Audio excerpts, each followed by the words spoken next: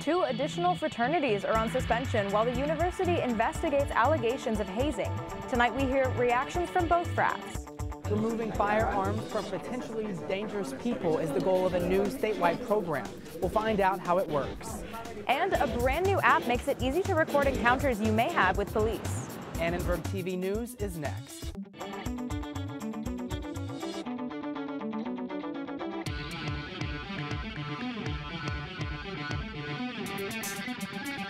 Live from USC, you're watching Annenberg TV News. Student Affairs and DPS are considering a complete shutdown of the Greek Row. Good evening, I'm Roy Pankey. And I'm Sophia Hausch. This announcement comes as the number of USC fraternities on suspension rises to 4. Our reporter Nicole Nier was on the row today and has more. Thank you, Sophia. 2 fraternities just received interim suspensions. Sigma Alpha Mu and Phi Sigma Kappa are being investigated for alleged hazing violations. This comes just a month after 2 other fraternities were suspended. The 4 houses are barred from hosting any social events until USC Student Judicial Affairs finishes the investigation. In a statement, USC says, quote, USC takes allegations of hazing very seriously and is investigating. Organizations that are being investigated for alleged violations of the Code of Conduct can be instructed to suspend or modify social activities pending results of the investigation. And we spoke to students about the crackdown on hazing. We don't have anything to hide in my organization personally, but it does have implications for Greek life as a whole because, of course, one organization doing something poorly reflects badly on really all Greeks. Most people who are rushing have done research and kind of know what they're getting into, but yes, I do think that it can get too serious. If they think they should be looking into it, I think it's great. Annenberg Media got statements from the national headquarters of the 2 fraternities. From Phi Sigma Kappa, quote, we continue to work with our young men, our alumni, and the university administration to investigate the situation. Sigma Alpha Mu wrote, quote, Sigma Alpha Mu does not accept or condone any behaviors inconsistent with our values, and we are committed to fully investigating this matter. The USC fraternities refused to talk with Annenberg Media and declined to release any details about the investigations. Back to you. The LA County Sheriff's Department and the Department of Justice are teaming up to take guns out of the hands of dangerous people. Annenberg Media's A'ali'i Duclo shows us their progress. These are guns taken out of the wrong hands in Los Angeles. We come together as one team, as you can see here, with the LA County Sheriff's Department and the Department of Justice, working with one common goal. A new program confiscates firearms from people who are convicted of a felony, placed under a restraining order, or diagnosed with a mental illness after buying a gun legally. California is the first and only state that has a program like this to retrieve weapons from people who have lost the right to possess them. Since the operation first began in June, they have successfully confiscated 111 of these firearms. It is slow and tedious work, but we are making good progress. The program uses an online database called the Armed Prohibited Person System to find people who own guns illegally. The number of people who are added to the app's database continues to grow. Somewhere between 60 to 100, I'm told, a day. Attorney General Becerra says there are nearly 10,000 people in the database who own guns illegally throughout California, and more than 1,000 of them in Los Angeles.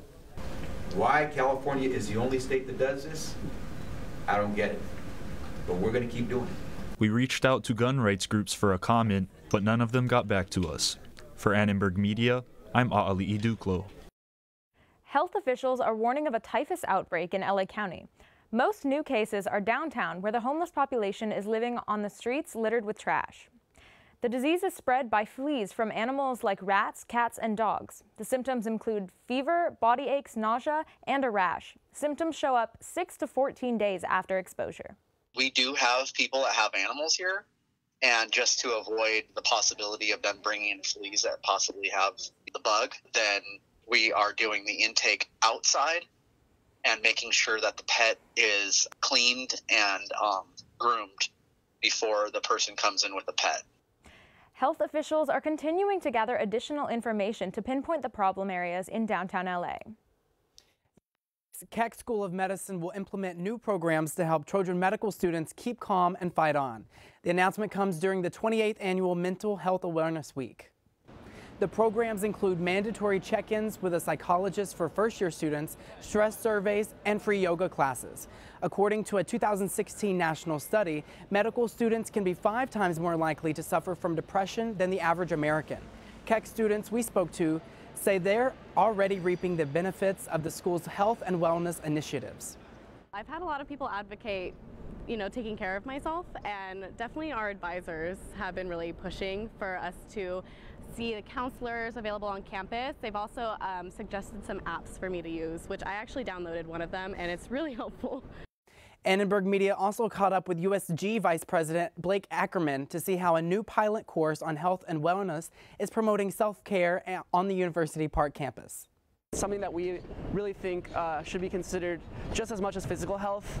I know a lot of students on our campus, when they get a common cold, they'll take precautions like going to bed early and drinking enough orange juice, and we think that people should be doing mental health push-ups. They should be taking time to meditate, de-stress. A lot of the times we pile on stress more than we try to pile it off, so mental health is definitely a really important part of USG, and I think it's a developing part of the USC culture and community. There are currently 30 students enrolled in the course, but Ackerman hopes 300 will enroll in the spring. Next fall, the course will be mandatory for all incoming freshmen. Researchers from USC's Neuroimaging and Informatics Institute have created a new 3D map of the brain's hippocampus, the part of the brain that stores memories and regulates emotions. The study's lead author says the new data can support future research in the field. So the goal now is that now that we have a map of the gene expression and connectivity, we can exploit that gene expression. So that we know the genes are a way to kind of hack into the cell. We can use targeted viral injections as a way to express specific proteins in those cells. Fluorescent tracers show how the brain's nerve cells interact with each other. This information could eventually help develop more targeted treatment of diseases like Alzheimer's and dementia. All you have to say is, Siri, I'm getting pulled over, and your phone will start recording. Police is a new add-on to the Shortcuts app. Reporter Tally Spencer shows us how it works when you're being pulled over by an officer. Any person with an iPhone can now document being pulled over by police. The app is designed to give drivers an added sense of security. Recordings of police encounters are becoming more common, but one sophomore at USC says that it can be intimidating to record on the spot. One time, my dad got pulled over, and I was just like, should I pull out my phone and record? I was so terrified. The police app is designed to be discreet. All you have to say is, Siri, I'm getting pulled over. It turns down the music in your car, lowers the brightness, sends an alert to a friend, turns your camera on, and records. I know what it's supposed to do, but I don't really know what good it will do, seeing as we have caught a lot of cops doing things on video that they're that they're not supposed to, and then still getting away with it. If a cop knew oh, I'm probably going to be recorded every time I go up to someone's car, I think it would change their behavior. DPS Assistant Chief says that this new app can help hold both drivers and police accountable for what actually happens during an encounter. It would settle things. It would help us decide whether or not there was anything inappropriate by the officer or unprofessional, but it also may implicate the person who's complaining that maybe they did something inappropriate. Carlisle says that his law enforcement team is trained to be professional and handle situations in an orderly conduct, so he says this app would highlight already positive encounters. We tell our officers, just presume that any of your public contacts or interactions with students, faculty, staff, or visitor is going to be recorded. The new police app can serve as valuable evidence after any encounter with law enforcement. For USC Annenberg, I'm Tally Spencer. The Department of Motor Vehicles isn't necessarily known for its efficiency, and now it's having trouble registering people to vote. Our political anchor Morgan Stevens has more. Morgan? That's right, Sophia. The California DMV is under fire after registering 1,500 people to vote who aren't eligible because they aren't U.S. citizens. In an email, the DMV told Annenberg Media that the error occurred when workers inaccurately processed voter eligibility responses on driver's license applications. This was reported after a Newport Beach resident told the LA Times he received a letter in the mail saying he registered to vote. The only problem? He's a Canadian citizen. In a letter to the Secretary of State, DMV Director Gene Shigemoto says, none of the impacted customers are undocumented immigrants. These DMV processing errors occurred through no fault of the customer, and we will coordinate in notification to the affected customers. California voters who are worried they've been affected are encouraged to check their voter registration status by visiting voterstatus.sos.gov or call 800-345-VOTE. Thanks, Morgan. Ambassador to the United Nations Nikki Haley announced her resignation today. Haley said that in her 2 years of service, other countries developed greater respect for the United States. Look at the 2 years. Look at what has happened in 2 years with the United States on foreign policy. Now the United States is respected. Countries may not like what we do, but they respect what we do. They know that if we say we're going to do something, we follow it through. Haley credits talks with North Korea, moving the U.S. Embassy to Jerusalem, and taking a hard line with Iran as accomplishments during her tenure. She says it was, quote, an honor of a lifetime to serve and will step down at the end of the year. Next, we'll go live to the American Music Awards where Taylor Swift, Post Malone, and others are performing. Dangerous surf conditions are threatening beaches along California's coast, with strong rip currents and flooding. And Hurricane Michael is headed towards the panhandle of Florida. Sherry will explain why we're seeing yet another hurricane.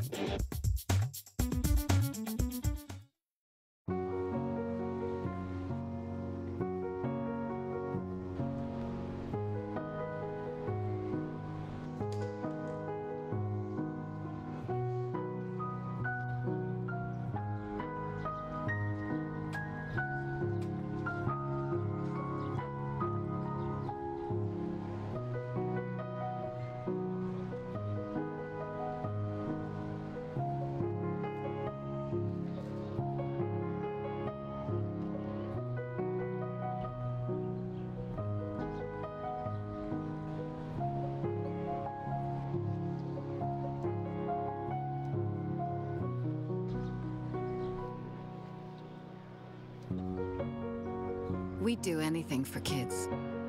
Yet 1 in 5 children in the U.S. struggle with hunger. Help end childhood hunger near you. Learn how at feedingamerica.org.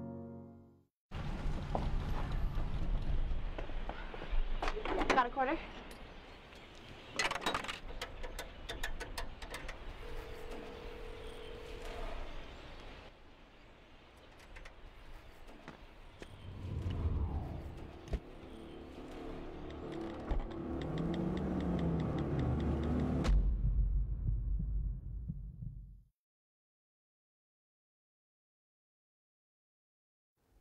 Surfers and swimmers may want to stay out of the water this week. The National Weather Service says strong rip currents will develop offshore Thursday and Friday. The dangerous conditions are being created by Hurricane Sergio, headed up the coast from Mexico. Wave heights may reach up to 10 feet, and swirling currents can drag a swimmer out to sea. Storming out when it's, really a storm. It's usually not here. Well, then it's a little bit different, you're a little more cautious just because it's more ominous. Coastal California from Los Angeles County to San Luis Obispo. Conditions are expected to die down by Friday afternoon. Well, to me, it's not even surfing weather anymore, really. It's almost getting to that California sweater weather kind of chill. It has been pretty chilly lately. Let's take it to Sherry for weather. Thanks, Roy. Thanks, Sophia. You are absolutely correct. It is getting to be sweater weather. Let's take a look at our current conditions. Here it is fair skies and 71 degrees. So grab that jacket. Highs across Southern California for tomorrow. We have right here in Riverside, it is 77 degrees here, and then San Bernardino, 77 degrees. Now taking a look also in Simi Valley, 71 degrees, and in Northridge, 75 degrees. Right here in the LA area, we see in Glendale, 75 degrees, and USC 71 degrees. So as we see, temperatures are dropping. So like I said, grab that jacket. Now let's look at the 5-day forecast.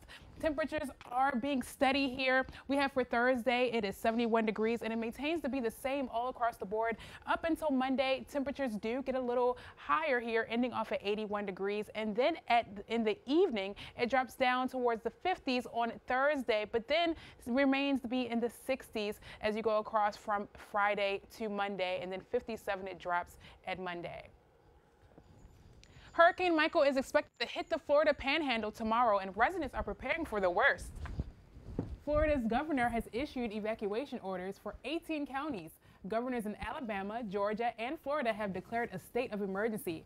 Michael is adding to what seems to be a sudden increase in hurricanes. Some attribute this increase to climate change, but expert Dimitri Dahowski says it could be something else. I don't think we can say 100% sure that this is due to the global warming. In order to say that this is a global warming, we need to see that the mean changes.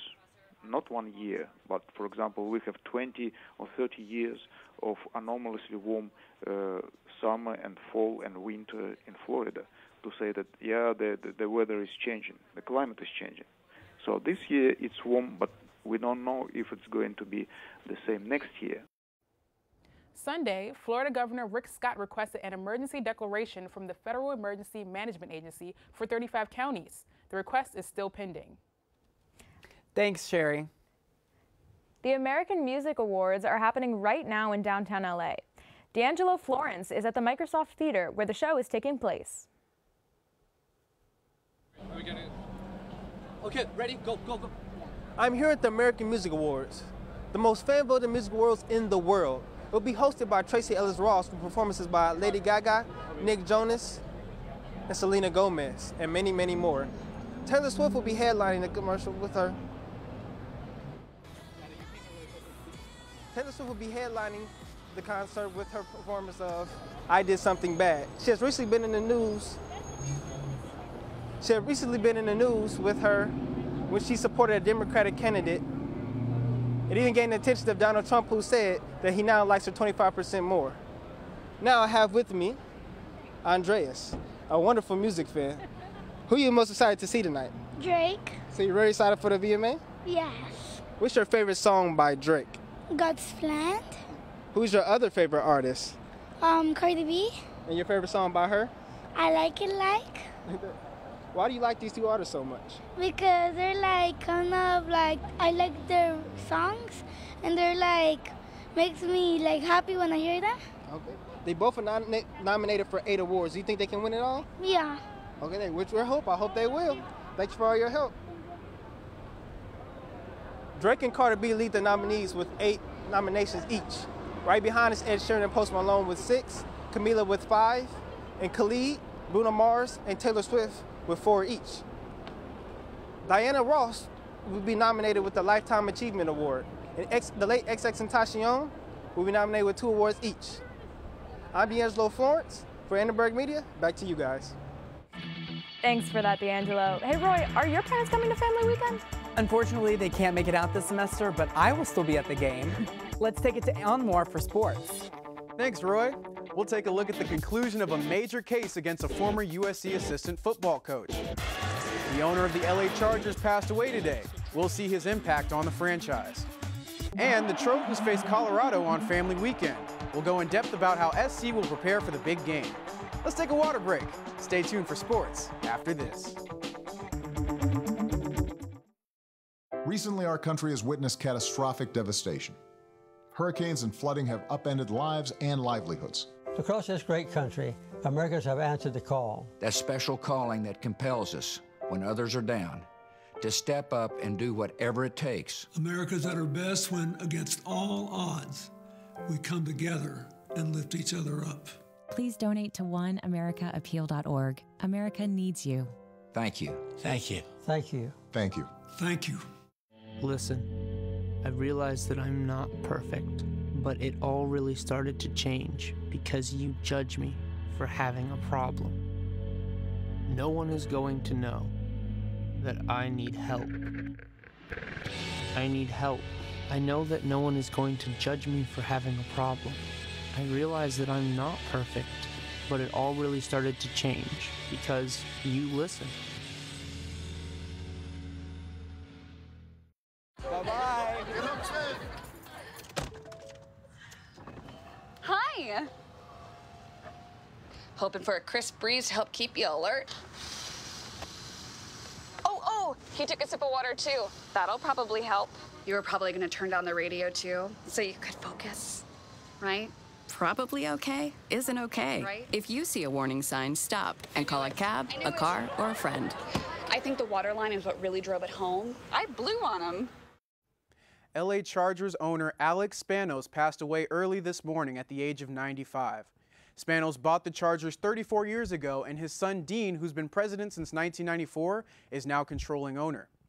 The Chargers posted a statement from Spanos' family on their website saying, "In 1984, Alex fulfilled one of his lifelong goals by purchasing the San Diego Chargers. His intensely competitive nature and passion for sport made him the perfect fit to be a part of the NFL family. Aside from being a celebrated businessman and generous philanthropist, Alex's greatest joy and source of pride was his family." Spanos owned the Chargers since 1984. When he took over, Ronald Reagan was president. Trojan alum Mark McGwire was drafted by the Oakland A's. Magic Johnson and Larry Bird met in the NBA Finals for the first time, and Prince's "When Doves Cry" was the #1 song. Spanos is survived by his 4 children, 15 grandchildren, and 12 great-grandchildren. The Los Angeles County Superior Court decided Tuesday that the NCAA penalty against former assistant USC football coach Todd McNair violated California state law. McNair, a former USC assistant coach, was penalized following his role in the Reggie Bush extra benefits scandal. The NCAA's show cause penalty limited his recruiting ability and future coaching opportunities. However, today the Superior Court judge confirmed this ruling as against California state law. The court declared the show cause penalty is no longer legal in California because it is an unlawful restraint on pursuing a lawful profession. Neither USC Athletics nor McNair have yet released a statement on the ruling. The unranked Trojans are a 7-point favorite to beat Colorado at home despite the Buffalo's top 20 ranking and undefeated record. The Trojans are emphasizing pass defense and preparation to guard sophomore wide receiver Laviska Shenault Jr. Last week against Arizona State, Shenault Jr. scored all Colorado's 28 points, earning Pac-12 Offensive Player of the Week honors. This matchup is slotted for a 7:30 p.m. kickoff on Family Weekend at the Coliseum. This game will have major implications for the Pac-12 South Division race. 4-star cornerback recruit Max Williams from Junipero Serra High School announced his commitment to USC in style this weekend with a hilariously staged press conference fit with sunglasses and all. Since you tore your ACL, reports are coming out that you're losing scholarships, coaches aren't calling you anymore. What do you have to say for that? That's fake news. A Gardena native ended with a birthday present for his mom. 2 Trojan hats announcing his commitment.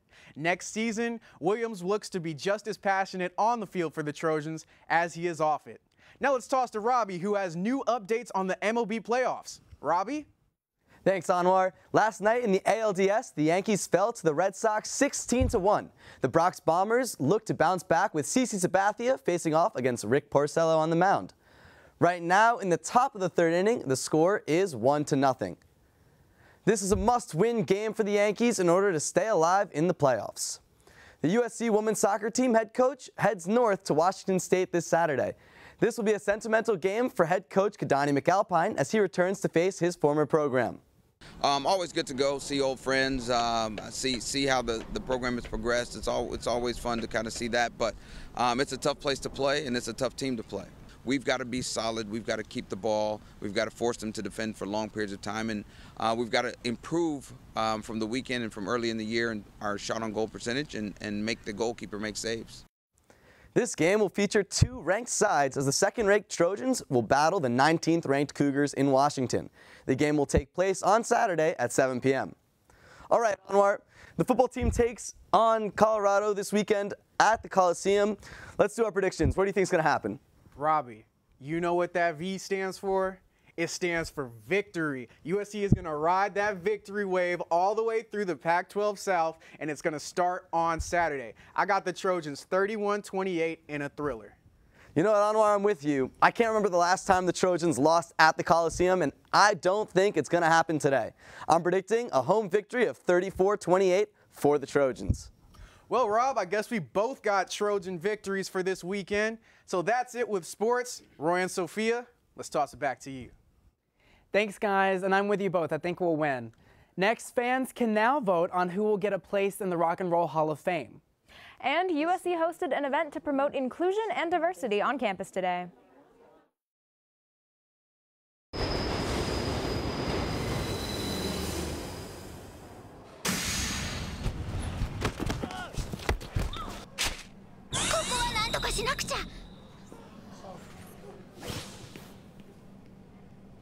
Hey guys, Danny Trejo here. There was going to be a whole song and dance routine about how you should wait your turn to enter the train.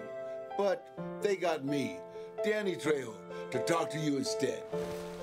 Look, when you don't wait your turn to enter the train, it's rude and potentially dangerous. And believe me, I know a thing or two about rude and dangerous. I'm Danny Trejo. Don't be like rude, dude. Be kind, like super kind. Excuse me.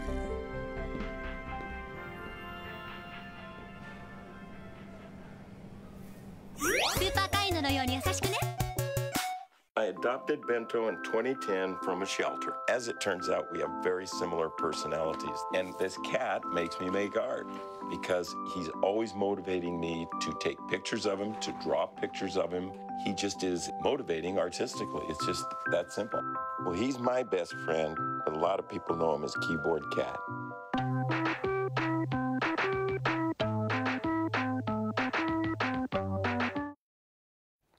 Today, the USC Foundation presented a Diversity and Inclusion Workshop in Doheny Library. The workshop was a forum where students, faculty, and alum could share their experiences. Presenter Dr. Sarah Brown shared what the foundation hopes to accomplish. Be mindful of any possible biases or prejudices that you hold and work to overcome them, and also be mindful of the students sitting across from you in that classroom or in any of the beautiful open spaces that we have here at USC. Get to know your classmates, get to know your faculty, get to know your staff. This is a community and it is what you make of it. The workshop is one of many of the USC Showa Foundation plans to organize in the near future. Today, the Rock and Roll Hall of Fame announced its nominees for the induction for the 2019 class. To be considered, an artist or band must have released its first record at least 25 years before the nomination. This year's nominees include Def Leppard, Janet Jackson, LL Cool J, and Stevie Nicks. And there's a new category this year, singles. It's for songs that have had a big impact on rock and roll. Now through December 9th, fans can vote for who they think deserves a place in the Hall of Fame. Go to rockhall.com to vote. The ceremony will be carried live on HBO next year. Well, who do you guys think is going to be inducted? That's a varied list of names. It's a tough one. I'm very indecisive. I don't think I could choose. You know, my mom loves Stevie Nicks, so, you know, I think she's definitely a good candidate for that. How about LL Cool J, another rap act in the Rock and Roll Hall of Fame? I mean, come on. I was kind of surprised to see him on that list, honestly. Yeah. But favorite LL LL Cool Cool J, I mean, when I'm alone in my room, sometimes I stare at the wall. Come on, you don't know that? See? I need love. Right. You don't know that So song? it's That's a good one. Before our time. That's a throwback. That's good. Yeah, I used to do a good job hosting the Grammys for sure. I mean, thanks for watching Annenberg TV News. From everyone here at Annenberg Media, I'm Roy Pankey. And I'm Sophia Hausch. You can watch us on the web at uscannenbergmedia.com. Good night. The next